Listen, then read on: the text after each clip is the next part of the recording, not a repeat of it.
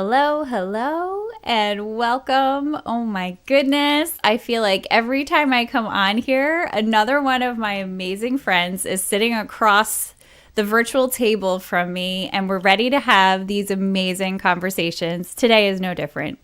Today, I'm joined by my friend Kristi Sullivan, who is literally one of my favorite people in the whole wide world.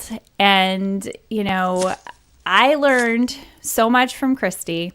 So as I'm reading her bio, I want you to reach for the pen, reach for the notepad, be prepared for all the information in the show notes, because if human design is new to you, welcome to your new obsession, as it has been mine. But before we jump in, I really want to read Kristi's bio because she is a fantastic woman.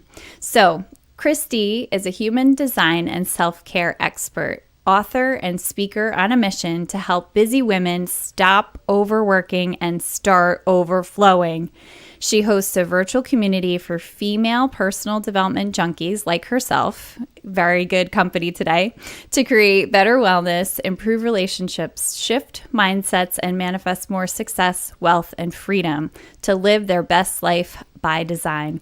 Kristi is an international speaker, workshop retreat teacher, and lead author of a new best-selling Amazon book called Stop Overworking and Start Overflowing: 25 Ways to Transform Your Life Using Human Design, launched in October 2021, perfect, with 25 other human design practitioners. She's also co-author of 3 best-selling books written and published on Amazon during the 2020 pandemic: The Ultimate Guide to Self-Healing Volume 2, The Great Pause, Blessings and Wisdom from COVID-19, and Transformation 2020.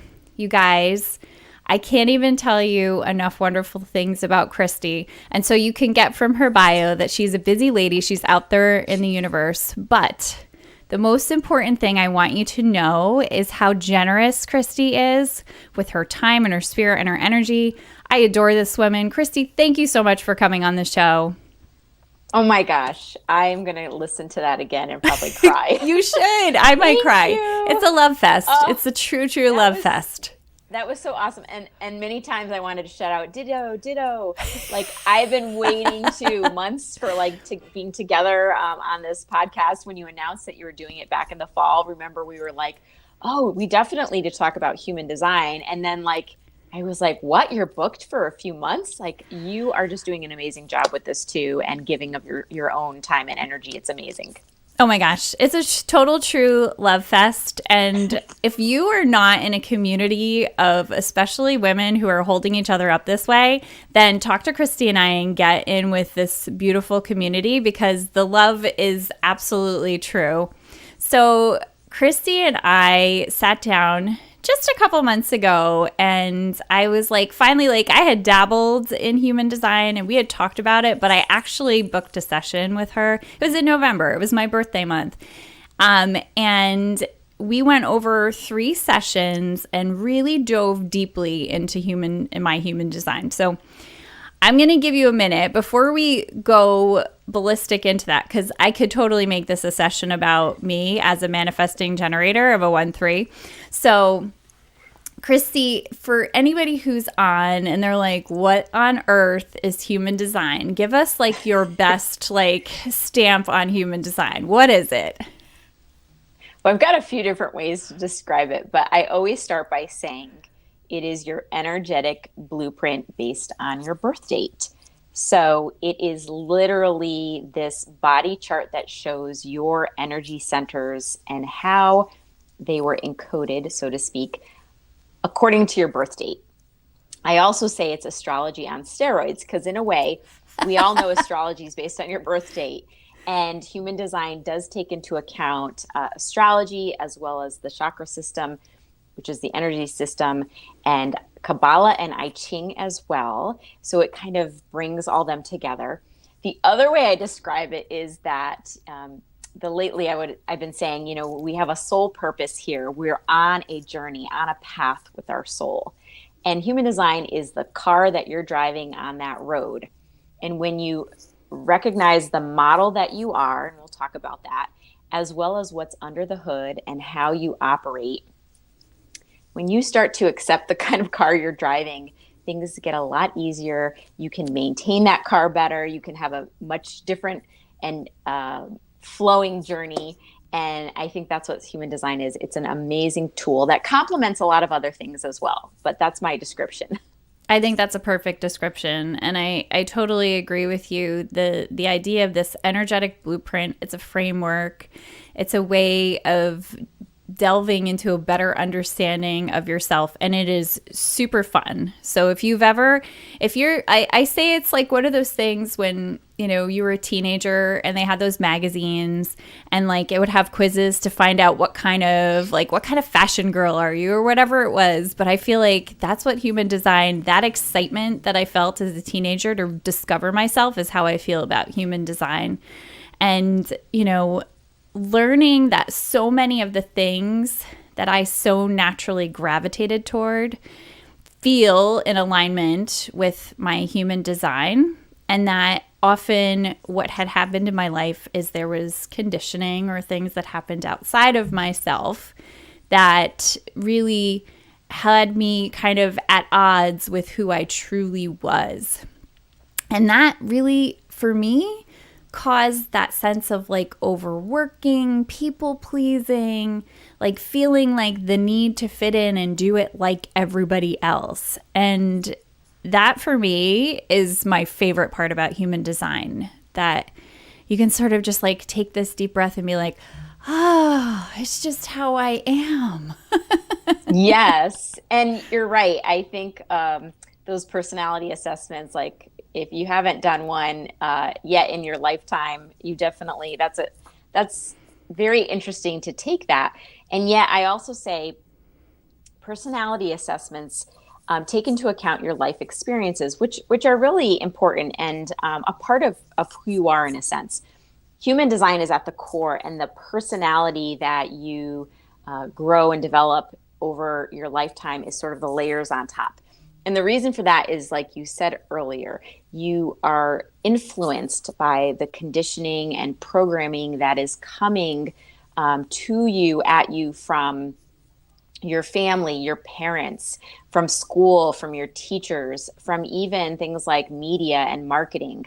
So those are ways of being that you take in along your journey, and you can choose sometimes to follow them. Sometimes they serve you. But sometimes it's important to recognize what are those traits or beliefs that don't serve us. And so if you're on a personal growth journey or personal development junkies, I call it, like you and I, we already have started to uncover some of that, especially if you're in like midlife and even the younger generation. Like I have these amazing nieces and nephews, and they're already like exploring that. And when you recognize who you truly are or what ways feel good to you, you're most likely already aligning with your human design or connecting to it. And then when you discover the tool, or I say it discovers you, then there's more validation of like, yeah, that is me, and I can honor it, and I can take that deep breath and be like, okay, I'm good. I don't have to fix anything. I don't have to think something's wrong with me. You accept yourself more and more, and there's again a uniqueness that you're able to embrace. Yeah, I totally, yes. And I think it is that piece of like just feeling more comfortable in your own skin, more aligned with who you truly are at your core.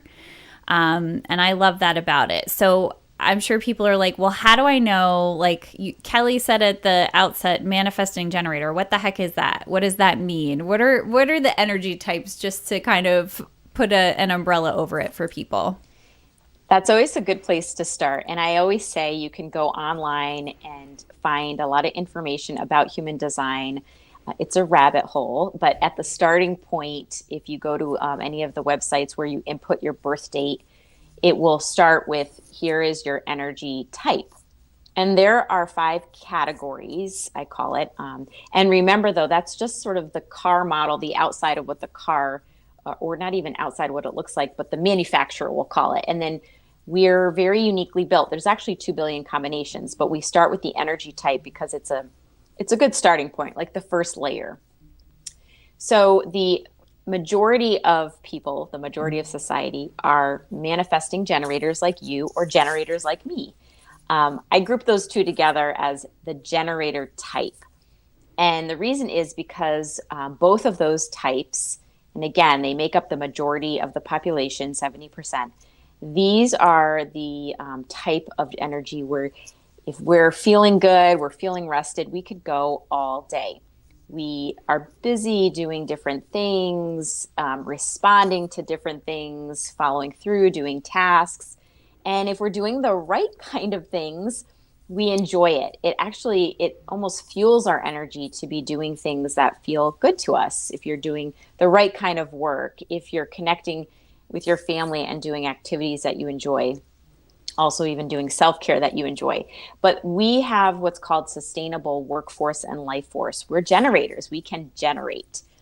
This other categories are really not built that same way with that same sacral energy. And that just means, if you look back at the car analogy, like instead of this large car battery that the generator types have, the other types have a bit smaller batteries. So they need to just be mindful of how they're using their energy and making sure that they recharge and rest. And those three categories, by the way, are manifestors, who are 9% of the population, projectors, who are 20% of the population, and then reflectors, which are really rare. They're only 1% of the population.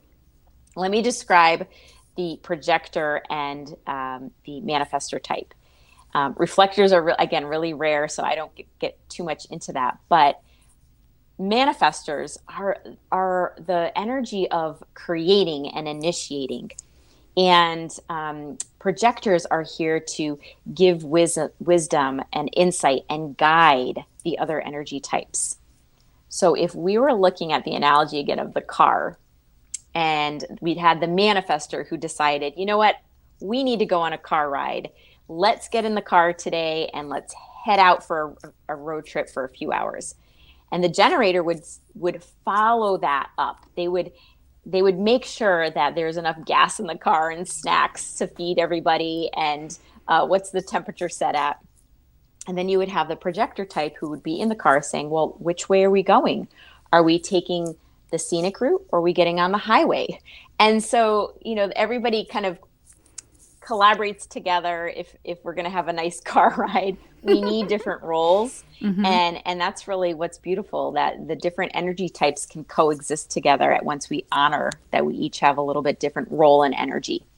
Yeah, I love that. And I my favorite thing is to ask people what their human design is, and then of course when they don't know what that is, put them in the right direction to learn. But it's really cool to learn energy types. And of course, as soon as I got mine, I had to ask my friends, okay, when's your birthday? Let's put this in. Let me find out. What are you? Are you a manifesting generator like me? And then, one of my best friends is a projector. And I was like, oh, that's so interesting.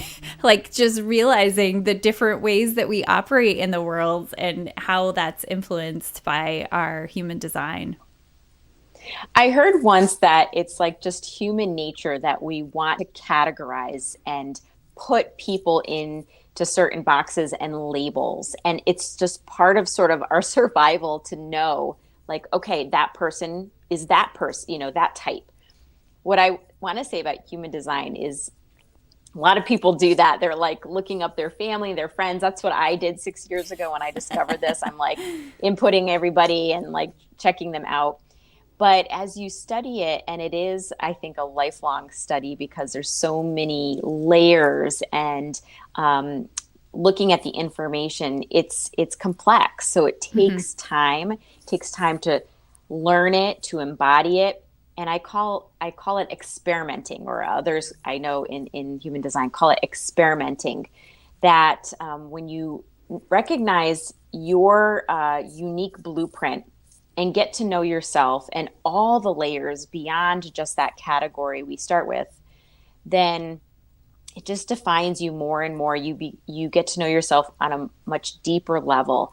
And then you experiment to see, well, does this really describe who I am? What if I do things this way? How will I feel? What will the results be?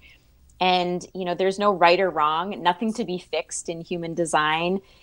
Your design never changes, but it's how you express it, how you choose to express it, and how you choose to make decisions based on the information. Yeah. I think that's so true.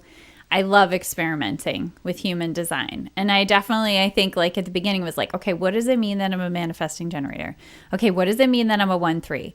What does it mean we go into, my strategy, my authority, those things, and what does that mean for me? How do I operate with that? But now for me it's like, ooh, which gates do I have and which channels and my cross and all these different pieces of it. But I think that's the true sign of a really good human design person who's supporting you, expert, is they're not telling you to live by your design. They're telling you, according to your birth date, this is your energetic blueprint.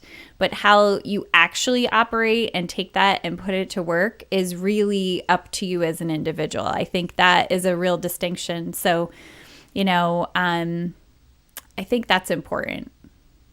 Yeah, and to give an example, okay, I'm a generator and you're a manifesting generator, and there is typically a difference between the two in that we both are here to do work or to be busy and get things done, following through, responding to things. But you do it in a little bit faster way, or you also might do it in a way that's like juggling a few things at a time, whereas I might take things more slowly and focus on one thing at a time. But if we were conditioned or brought up differently, you maybe don't like juggling things, or maybe I like to take shortcuts like the manifesting generator. And there's a saying that like there's a little bit of each type in us, especially when you dive into what I call the weeds of the rabbit hole, when you look at things like what's called gates and channels, which are really more specific aspects. Some are like the projector, some are, more like the manifester. And again, there's so many different combinations. So getting to know this design that you are, then questioning, like, did I have an upbringing that did coincide with this, or was it not in alignment with this? And really figuring out who you are and that alignment of who you are in the present and what serves you is really important. Yeah. Yeah, definitely.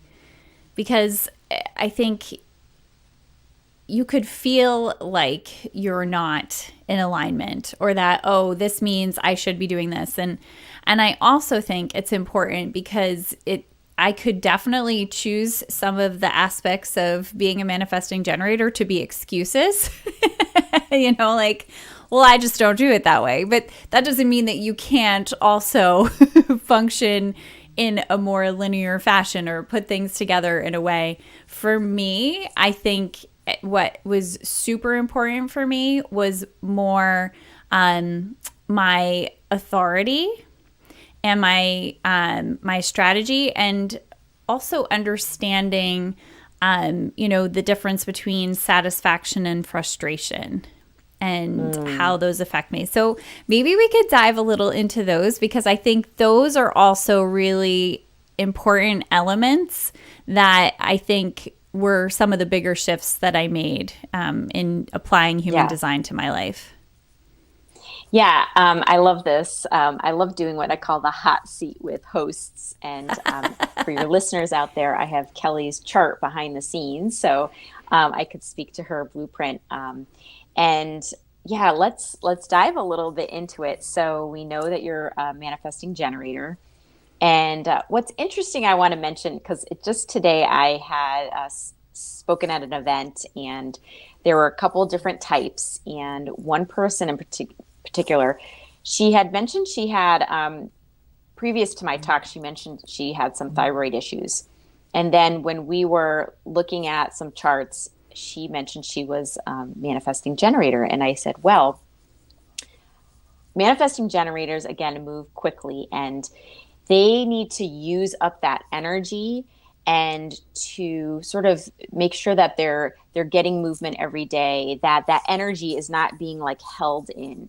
If it is, it's like a lightning bolt in a glass jar, and it gets lodged potentially in the throat, in the thyroid, affecting the thyroid. And I was like, wow, that's interesting. Now, not every manifesting generator that has to happen to, but in her particular case, it could have. And I know that she had sort of a upbringing where a lot of suppressed things and voice, and probably she was limited in had a lot of rules, let's say it. And for you, another aspect is that, well, we call it the authority. And this is how you make decisions. And again, it's different for not just different types, but your unique blueprint. In your case, it's the emotional center that rules this. And I want to also make sure to say, we all are conditioned and programmed to use the mind for thinking. And really, the mind There's can drive nothing us up crazy. here. My Well, and some of us have, open heads. Yeah. open head and ajna, there's nothing up here. There's no good that comes from trying to make a decision up here. I tell people this all the time, that, the head is really meant for holding information and, expressing ways, expressing yourself, but the decision making is in the body. And that goes for every blueprint. Yours specifically is around the emotional center. And about 50% of the people have a defined emotional center, which just means, again, we don't have to get into the technical, but what it really means is that you have an emotional wave that you typically experience, highs and lows. Someone also said this to me recently, how she felt like she needed to take medication because when you're feeling those highs and lows, we don't always have support for that. And she actually felt worse. She didn't like how she couldn't cry or laugh as much as she used to, or as expressively. So she had a defined emotional center and needed that wave for her to not only make decisions, but for her to actually feel, what she was feeling, and notice a pattern of what she was feeling. So her emotional, or your emotional center, I should say, it needs time to make a decision. It's also not necessarily in the moment. It's more over time, like sleeping on it is important to your decision-making process. If you can to, delay in a way, if you're excited about something, say, can I get back to you? And to delay a decision until you feel you've reached the clarity of that feeling in you. Does that make sense? Oh, it makes so much sense. Kelly, before understanding that and really starting to apply it, there was understanding it and then there was actually applying it. Before, I would make all of my decisions emotionally from like the emotional high of like, this is so exciting, I'm going to say yes. It's like the meme of like somebody who makes plans and then regrets the plans when it's time to do the plans. So that would be me, like, oh, I committed and I don't really want to do it. I said I would do it and I don't really want to do it. And I had a like true habit of doing this and getting into things and being like, I don't resonate. I don't want to do this anymore. So I've really started to allow for like to feel it, like, okay, if I do this, like I feel really excited about it now. And then like my emotional wave could be 24 hours, could be 48, whatever it is. But then getting into that like low moment of like, oh my God, I don't really want to do this. This doesn't feel right. And then kind of like, it's almost like I go whoop, I go whoa, go low. And then I come to the middle. And then when I make decisions, there's no emotion at all, which is not what I thought it would be. I really thought it would be kind of like emotional, but it's not. When I finally make a decision, it's from a place of like knowing that this is the right decision, feeling it intuitively, and then saying, this is what I'm going to do. And sometimes if I don't have a clear sense, then I know what I'm really feeling is that it's not now, maybe later. I don't know. but I have to wait for it to cycle back through. Yeah. And I've heard this phrase a lot. If it's not a hell yes, then It's a no. it's not a no, or at least Right. a not now. Not Yeah, now. exactly. Yeah. Yeah. Yeah. And so understanding for you, for example, that the emotional center plays a key role. And like you said, the head, this center for you is open. And when you have what's called an open center, it's usually that we're taking in the energy from around us, from people or from the environment. The open head, and many people, the majority of the population, have open heads. They are just easily influenced by the information that's coming at them. They're going to have a lot of questions. If they pick up questions, they'll have a lot of ideas because they're picking them up from other places. And even they may have changing beliefs. And that can be okay because that's like open-mindedness. That's understanding that things can be seen and perceived in many different ways. So there's always like two sides to the coin, right? So like an open head, we know is not great for decision making, but it can be great for understanding what other people think. And again, maybe perceiving things in a different way, or being open to the idea that, things can be looked at in many different ways. So that can be a gift, especially for somebody who's a coach or maybe a therapist, or even podcasting. You're kind of doing the show like based on like, well, whatever. Let's see what the information shows us and where we're going to go with it. Total 100%. Yes, I'm so open-minded and so like easily influenced, but not in a bad way. Like in like I can like get into what other people are thinking and feeling very easily. And I'm also pretty strong empath. Like I feel what other people are feeling. So being open-minded, understanding other people, I have this kind of very global sense of others, and it's hard for me to often decide how like my stand on something. Like when you're talking about things that are polarized or opinions, I'm always like, I don't know. Everybody's got good ideas. Yeah. And, sometimes people are like, I'm going to base it on the facts and not on the ideas or the opinions. And I really want to look at the facts and such. Another thing to your aspect to your chart is that you also, not in addition to the open head, have an open root center.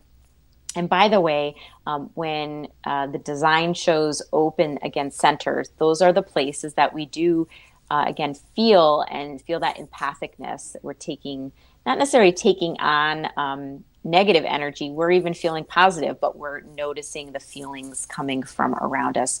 And you have an open root, so you're going to feel pressure from others, but then you put it on yourself, pressure to do things. Pressure to like complete tasks and make sure that everything's checked off your list before you put your head on the pillow. And with the open head and the root, it's called having a pressure center or pressure cooker personality. How does that sound for you? That's my life. There's always this like standing pressure. It's always there. But I've sort of learned to sort of be playful with it and curious about it. And like, that's interesting. Like, why am I feeling that? And I've talked about it before on this podcast, but I sort of hit a point in October this past fall where I was like, I just need a break. I don't want to do anything. I don't want to feel like I need to complete anything or participate in anything. I don't know what I want to do going forward. I mean, I went to work, I took care of my family, like I did all the things I was supposed to keep doing, but I didn't do anything extra really. And in November, my gut was like, it's time to start the podcast. Let's do it. And I was like, okay, let's do it. So I think that stepping off of that sense of pressure and doing all the things that kind of got to a point that I felt like, is this really what I want to be doing? Am I doing it because I feel the pressure from other people to be doing it?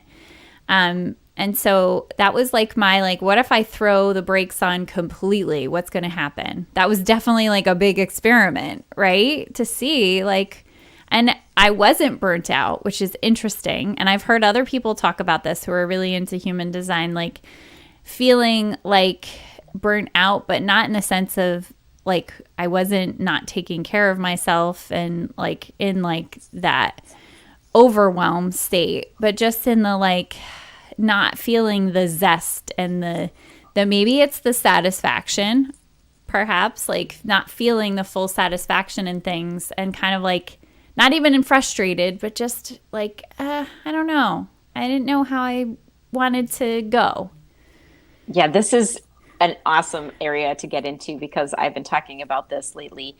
There's a phrase called functional burnout. Mm-hmm. So when we think of burnout, we think of somebody who's just lost their, energy and vitality, and they're barely making it out of bed, just tired, fatigued. But functional burnout is you're taking care of yourself and you're doing all the things that you think you need to do or should do. And yet you're just like, what am I doing? Why am I doing this? And it doesn't feel great. It may be you're not doing the right kind of work if you're a generator. It may be if you're a projector that you're pushing things and initiating things. If you're a manifester, it's that you're not giving yourself the downtime and alone time to be creative. And for all the types, I mean, we're just so busy and receiving so much information. And as we know, the last few years have been about slowing down. And I think it's for everyone out there to benefit from that because we all have functional burnout, I think, more across the board than almost any, regular burnout. I think anybody can feel that functional burnout at some point in their life. So good for you for like slowing down. And what I want people to hear is, even from your story, that you have to have a level of trust that slowing down is going to actually help you move forward so much easier and effortlessly and with so much more like results. And I don't want to mean like results like you're measuring it, but like you're just going to feel like, wow, I'm so glad no one's going to regret taking that downtime, right? I don't at all. I mean, I honestly think it's exactly what I needed to do for some clarity, and really to honor myself and check in with, is this the direction I want to be going? And now in hindsight, taking a month, I mean, I didn't miss anything. And if I did, it wasn't for me anyway, so I think that is a big piece of it, the faith and the trust and the like true surrender to the grand plan or the universe or what your soul's purpose, whatever way you want to look at it. But being able to do that and then come back and just start from ground zero and feel excited about that, like that, if that could be an example for anybody to just be like, if you're not living into the best aspect of your life and you're not feeling it, what if you just slow down, step back, stop doing some things? I always used to be like, no, you can't quit, but like maybe sometimes you can always come back to things, but figure out what is it that you really, really desire and that aligns more with where you want to be and what you want to do. Yeah. And sometimes, again, we're not here to think about that and use our energy up in the head. Taking a break allows us in a way to channel what our soul wants and desires and that purpose that we have. We can be so much more creative. Like the down part of the emotional wave is a great time to be creative. When manifestors take time alone, that's a way for them to be creative, or any type that you are. Another aspect I want to mention is your defined will center. And the reason I find this fascinating is most people do not have sustained willpower. That's why around this time of year, the beginning of the year, people make New Year's resolutions, and we find that they've broken Tanked, them, right? I don't do that anymore, by the way. Yeah. Well, you actually have a defined will, so you have probably more access to willpower. However, I do want to say, even if you have a defined will, you need time to rest because it's like it depletes that energy center, and you need to rest to restore it. It's like your fuel tank, it will decrease, and then you rest, and it increases. And, this is key for, again, you taking this break to allow that root center that's open of yours to just not have the pressure, for your willpower to recharge, and even for the sacral, which, if you're feeling that burnout, even if you've got defined sacral, you're going to feel that rest can just recharge you. And you're the sleep queen. So Mm-hmm. we need that sleep. We need time, probably during the day, downtime as well, but especially at night. That is key for any type.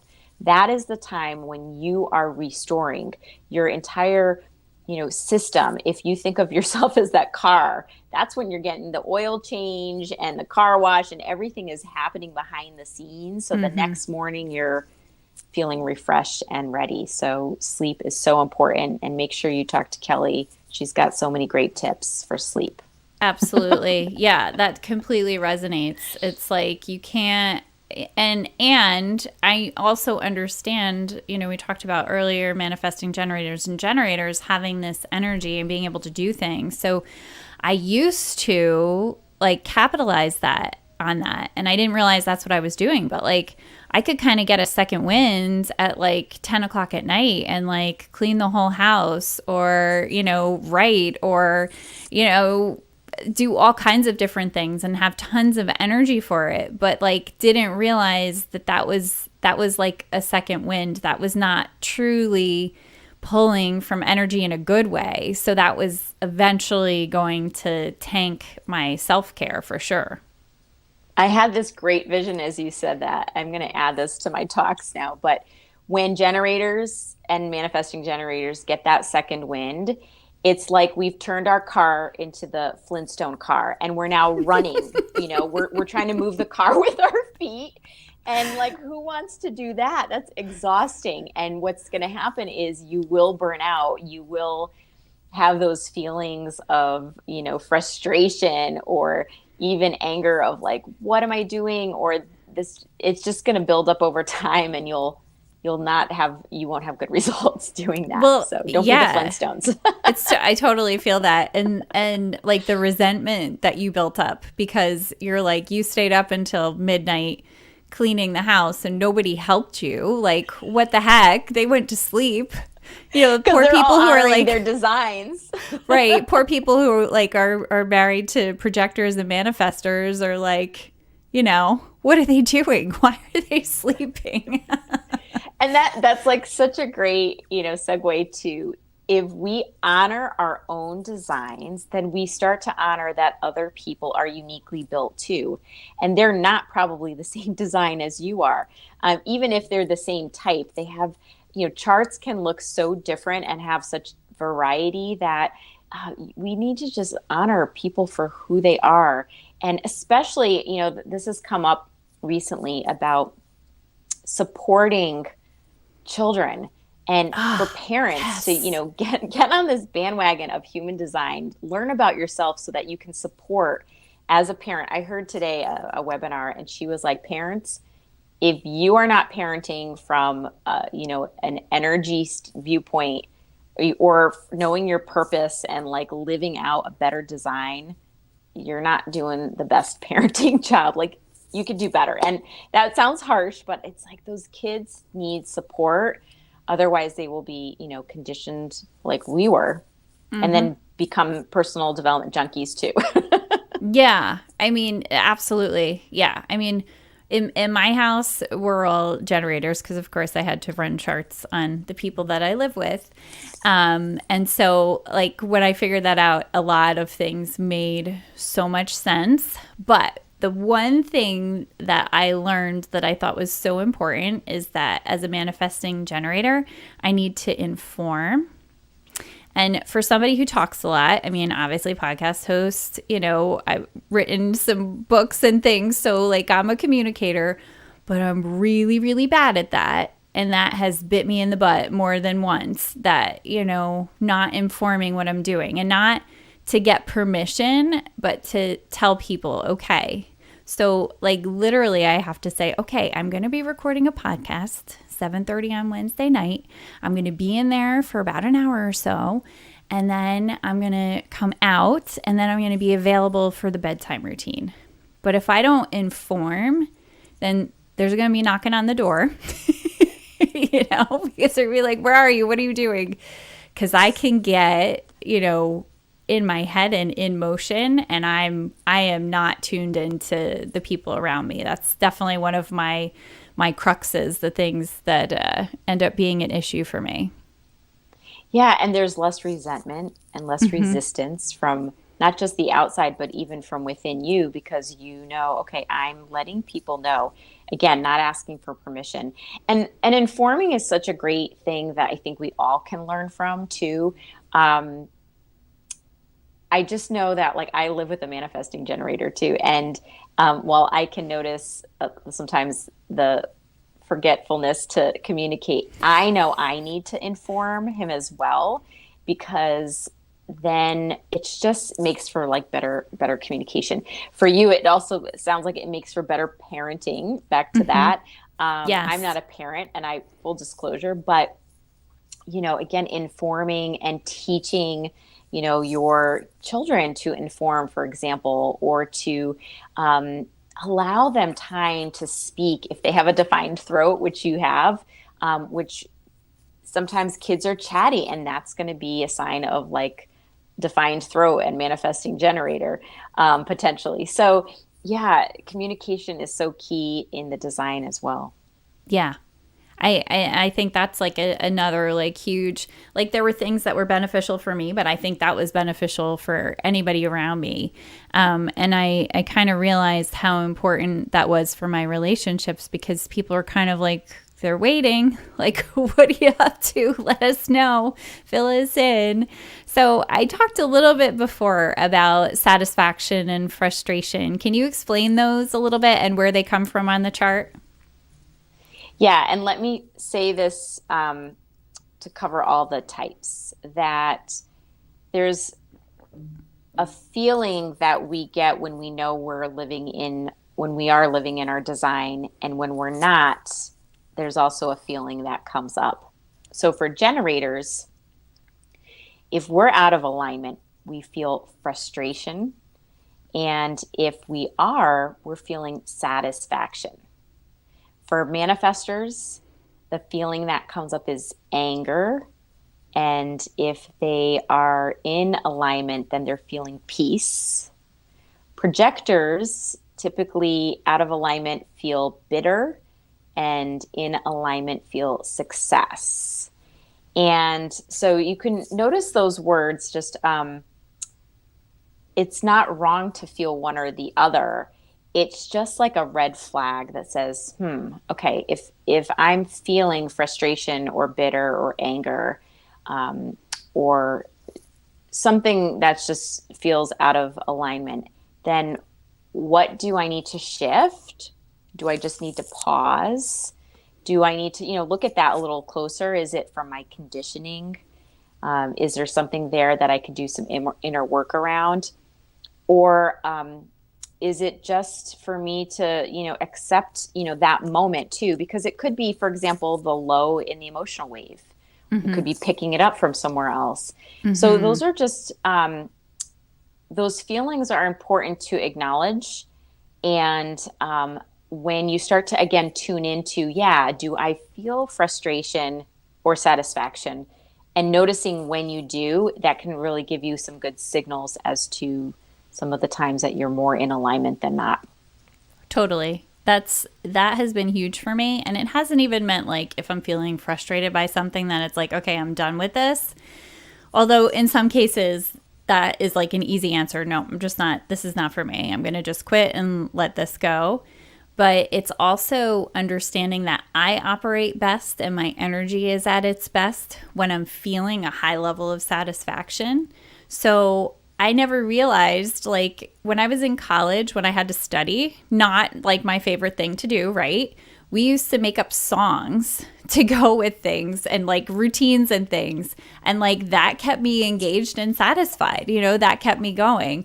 Like if I'm cleaning in my house, I'm probably listening to a podcast. I'm probably dancing, listening to music, like finding the fun in things, because the things that can be like a little bit more mundane, if I add in that element of fun, then there's no problem for me to do it. It's kind of like the Mary Poppins effect, right? Making everything. Oh my gosh, I love that. Spoonful of sugar, Supercalifragilisticexpialidocious. all of that. Yeah. And something I want to mention that this ties to is, no matter what your design, that doing self-care is so key. And what you explained, dancing, music, that's really a form of self-care. Self-care comes in so many different forms, and it's different for each person. But what it is that it's nurturing. It helps you feel that, again, that feeling of satisfaction or success. It can come in small increments. You can sprinkle it through the day like Mary Poppins, or, just being in tune with what are you doing already for your self-care, and to not look at what's missing, but to actually say, you know what? I woke up today and I took a shower, or I remembered to brush my teeth. That's all self-care too. Then look at, how are you treating your body? How are you helping your mind to be maybe creative, or to take some downtime from over getting overstimulated? And then what are you doing for your spirit? That mind, body, spirit connection. What are you doing for the spirit in terms of like your inner work and connecting to maybe a higher power? So all of that can be self-care. I call that, the self-care umbrella. It's pretty big, but it's a great way to align not only your energy, but to help you thrive in your design, even if you're not yet familiar with human design or your type. Yeah, agreed. Yeah, I think all of those pieces are such great elements to add in, right? Not what's missing, but what can you add? How can you enhance what you already have? I think that is so, so important. So, Kristi, this book that you were the lead author on,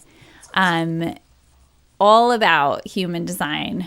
This is what my recommendation would be. And Kristi, you amend it if you think anything should be different. So when we finish this podcast, or if you're listening to the pre-recorded version, when you finish listening, you're going to want to go and you're going to want to figure out your design by putting in the information from your birth. Then you're going to want to purchase this book, either as an ebook or a hard copy, if that's how you like to read your books, and learn from some of your authors. I had so much fun reading each of the authors, particularly the authors that talked about being a manifesting generator and what that looked like. And then you want to make sure you join Kristi's groups on Facebook, follow her, catch one of her classes. And also, I would highly, highly recommend booking a session with her to go through your chart in particular. I feel like it was such an incredible investment in understanding how my design operates, and really delved into some things.